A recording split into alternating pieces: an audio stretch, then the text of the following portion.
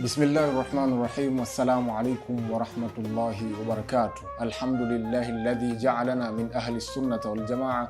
Wassalatu wassalamu ala sayidina Muhammadin alladhi hathana bit-ta'a wa ala alihi wa sahbihi ulil huda wash-shaja'a. Langu jina naitwa Ustadh Maalim Ibn Umar. Leo tupo ndani ya Ramadhani ya 5. Mwenyezi Mungu Subhanahu wa Ta'ala anatuelekeza na kutuambia kwamba zipo amali ambazo mtu akizifanya yapo matendo ambayo mtu akiyafanya hupunguza zile akaunti yake ile ya mambo ya khairat. Yani yapo mambo ambayo ukiyafanya ndani ya mwezi huu wa Ramadhani na hata nje ya mwezi wa Ramadhani, ukiyafanya mambo hayo ukienda nayo kinyume, basi ile akaunti yako ya zile thawabu basi hupungua. Mwenyezi Mungu Subhanahu wa Ta'ala anatuambia katika Qur'an, wala takunu kallati naqadat ghazlaha min ba'di quwwatin ankatha, kwamba wala msiwe kama yule mwanamke ambaye, manake inahadithiwa na kusimuliwa kwamba kulikuwa na mwanamke ambaye anaonekana kuwa ni mwenda wazimu.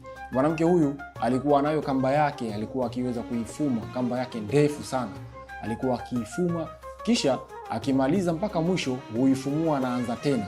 Na Mwenyezi Mungu akatupigia mfano huu kuna kutuambia, wala takunu kallati naqadat ghazlaha min ba'di quwwatin ankatha, kwamba wala msiwe kama yule mwanamke ambaye anafuma kwa kamba yake kwa nguvu na ustadi wa hali ya juu kabisa, kisha akimaliza anaanza tena upya na ifuma tena. Maana yake nini? Maana yake ni kwamba tupo katika ndani ya mwezi huu wa Ramadhani. Watu wengi hufanya ibada kwa nguvu kubwa, uswali, utoa sadaka, uswali sunna, usoma Qur'ani, mambo ya khairati, uleta adhkari mbalimbali. Yote hayo unaweza ukayaharibu, ukayaporomosha kwa kukosa zile thawabu kwa kufanya jambo dogo tu ambalo pengine jambo hilo halimpendezi Mwenyezi Mungu wala halimridhishi.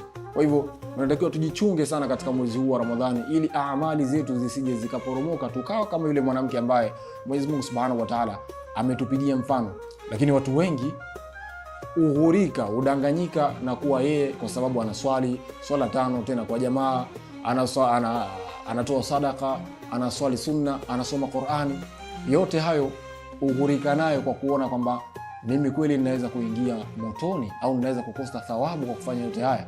Lakini kumbuka Bwana Mtume Muhammad sallallahu alaihi wasallam anasema, la a'lamanna aqwaman min ummati ya'tuna yawmal qiyamah bil hasanat. Bwana Mtume anatuambia anawafahamu watu katika umati wake watakuja siku ile ya kiyama bil hasanat, na mema, wanaswali, wanafunga, tena wanatoa sadaka, wameenda umra, hija, lakini fayaj'aluha Allahu haba'an manthura. Yote hayo waliyoyafanya Mwenyezi Mungu atayajalia ni kama vumbi tulilopeperushwa na upepo. Kwa nini? Kwa sababu zipo amali ambazo walikuwa wakizifanya zikawa zinaporomosha yale zile amali zao zote walizokuwa wakifanya. Kwa hivyo katika mwezi huu wa Ramadhani ujichunge ndugu yangu, mimi na wewe, ili tusiwe kama yule mwanamke ambaye Mwenyezi Mungu amempigia mfano katika Qur'an. Wabillahi tawfiq wa hadha, assalamu alaikum wa rahmatullahi wa barakatuh.